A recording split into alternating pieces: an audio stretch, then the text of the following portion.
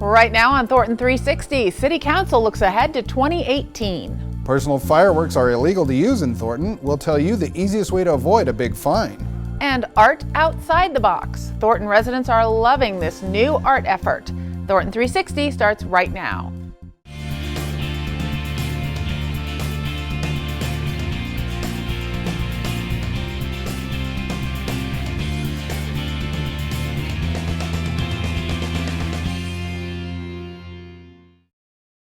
Hello and welcome to Thornton360. I'm Lisa Wilson. And I'm Todd Barnes. Thanks for joining us. We start this edition of Thornton360 with a look back at the last City Council meeting. Council approved the 2017 to 2019 work plan. This is a guide to achieving the high priority goals of City Council. It's often referred to as the handshake agreement between City Council and staff that identifies success for the coming year in relation to these goals. The goals in the 2017-2019 work plan include urban revitalization, economic development and job creation, innovation and conservation, transit and transportation, advocacy, community facilities plan, and ongoing services. The work plan is organized around these 7 goals.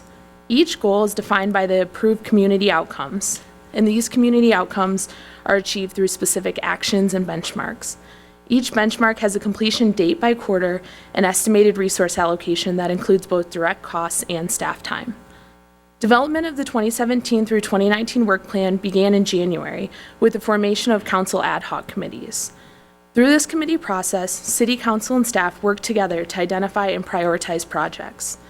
The committee projects were then prioritized by the council as a whole during the council advance in April. The highest priority projects were then incorporated into the 2017 through 2019 work plan that is being considered tonight. Council also presented the Citizen in Action Award to Jessica Brown, Benjamin Burge, Carlos Chavez, and Mike Rothgary for making a significant difference in a true emergency. These parties, Benjamin and Jessica, were neighbors, and then there were 2 roofers who heard a party call for help. It turned out to be a 75-year-old female who had fell into a window well, and she was in distress. So they immediately sprung into action, and the Citizen Action Award is made for those people because they're part of that emergency response system, that tiered system that takes care of our community. So they immediately grabbed a ladder, pasted it in the window well, and assisted that individual out. By the time the fire department arrived, we were able to assist her, took her to the hospital, and there was a good outcome to it. So again, citizens' action, very important to us, and thank you very much, Jessica.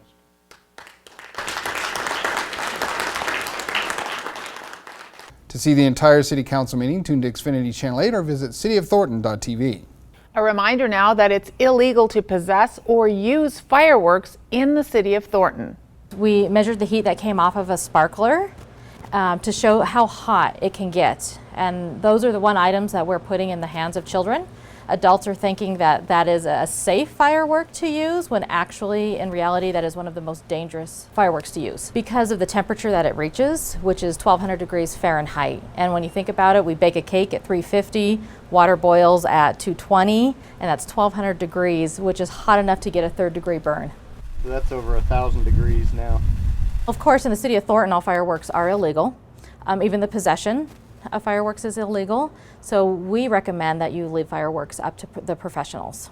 What you can do is at any of our 5 fire stations, we do have an amnesty program where you can drop them off. There are no tickets given, and we do properly dispose of them for you. There is plenty of confusion regarding the fireworks stands. In unincorporated parts of Adams County, you can sell fireworks, but the use of fireworks in the city of Thornton is still illegal. This holiday, leave the fireworks to the professionals and enjoy the 4th of July celebration at Carpenter Park Fields. For more information, go to cityofthornton.net. Amazon, the electronic commerce and cloud computing company, is building a new 855,000 square foot fulfillment center in Thornton. We're really excited about the Amazon fulfillment center locating here. It's a great project, great company. It's going to provide a lot of jobs in the area for Thornton residents, and it also is going to provide revenue for the city's bottom line, which will help provide parks and roads and things like that Thornton residents like to do. It also brings a lot of attention to Thornton from an employment standpoint on a global level. Other businesses will see Amazon decided to locate here, and it really helps put us on the map for some of these larger projects that we're looking to get. It's an Amazon sort and robotics center. So what that is smaller items, 18 inches and smaller, which is actually the majority of what Amazon ends up shipping. And so the robotics involved in this facility will help kind of move that product along, but with those robotics comes a lot of jobs, and that's where you get the 1,500 employees that this facility will have. This Amazon project's a great project for Thornton. We're really excited to have them here, and we're happy that they chose to locate in Thornton, and we're excited to see that building get built. Work is underway at the future site of the Denver Premium Outlets in Thornton. The 350,000 square foot outlet mall at I-25 and 136th Avenue is scheduled to open in the fall of 2018. It will feature approximately 80 retail shops and restaurants. Retail developments aren't the only businesses moving ground in Thornton. Renovations at Thorn Creek Golf Club are in full swing. We've battled this place, me and my staff, for 4 years now. We've been in the planning phases for this, and since the city took the course back over from the management companies, it is kind of hard to walk out onto a green and see it, but we know what it's going to be when we're done, so we're excited. Basically on every hole you're going to see a little bit different characteristic. There might be a new bunker, there might be a resloping of a mound, there might be just the new green, but a lot of areas are going to be just a little bit different. Some are going to get a lot of changes, some get a little, but when you drive by and look from the road, you're basically seeing the new driving range renovation and the lake renovation. Well, it's a complete remodel. We've been open for over 20 years now, almost 25 years. And we've reached a point where we've got failing infrastructure, irrigation, drainage. We're going to have state-of-the-art irrigation system, state-of-the-art drainage system, the best varieties of grasses that are available right now. Having a new irrigation system is going to make a huge difference for us. Having better drainage, a lot of areas where the water just wouldn't drain, which made it really difficult for grass to grow. But just basically taking the quality back up to where it needs to be. You're going to see a little more variety in tee box locations. We're adding a forward tee to every hole, and so it can shorten it up for golfers that need it to be shorter, and it's still long for golfers that want more of a challenge. We're trying to make it a little more user friendly and help just the pace of play. The neighborhood's been really great at staying off of the golf course. We want to make sure we ensure that trespassing is a big thing. There's some areas out there that are still dangerous. Right now in particular, that we have open trenches everywhere, pits that have been dug 10, 15 feet deep, equipment operating. It can be a really dangerous place. We've got areas where we're going to be reseeding grass and refloating greens and refloating tee boxes. It'd really help us if we can make sure that there's nobody out on the golf course. For you to see what's going on, if you go to our website, we've got a bunch of different pictures. We're downloading video, we're taking pictures of bunkers, we're taking pictures of bulldozers tearing greens apart and reshaping, we're showing urban drainage. So really check out our website and you can really see some pretty close-up pictures to things. We're shooting for a May of 18 opening. We're roughly on schedule right now, but we've got an outstanding architect, an outstanding contractor, and we're all focused on getting this done on time and ready to roll. Oh, it's going to be really nice for us when we reopen. It's going to be a beautiful facility.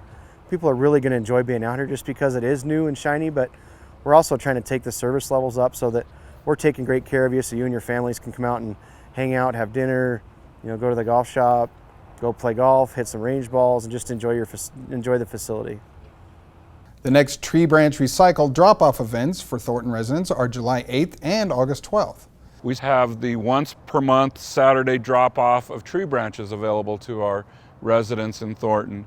That happens here at the Infrastructure Maintenance Center. Bring us your branches as you're cleaning your yard out, your brush, dispose of them here. We chip them, and it's available as mulch for folks that want to come by on those Saturday events and maybe use the mulch at home as ground cover around their landscape. So that's another event that offers folks a chance to get rid of branches in the area of actually recycling them and not just throwing them in the trash. These events are held at the Thornton Infrastructure Maintenance Center at 12450 Washington Street from 10 a.m. to 2 p.m. Restrictions apply, so visit cityofthornton.net for full details. In addition to the 4th of July celebration, Carpenter Park Fields hosts Movies in the Park. You can catch Toy Story on July 15th at 8 p.m. Local artists are working to make Thornton more colorful. Here's a look at the Outside the Box mural project.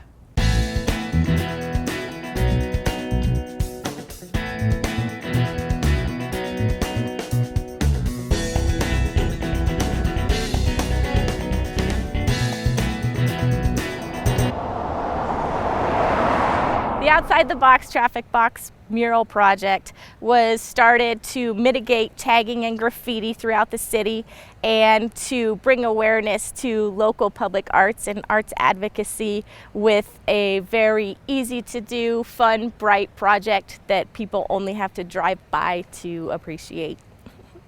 Our pilot box, which was completed in 2016, has not been tagged or graffitied. It was really important for us to get that buy-in from our community, and Jay was the perfect person because his design really embodied Thornton.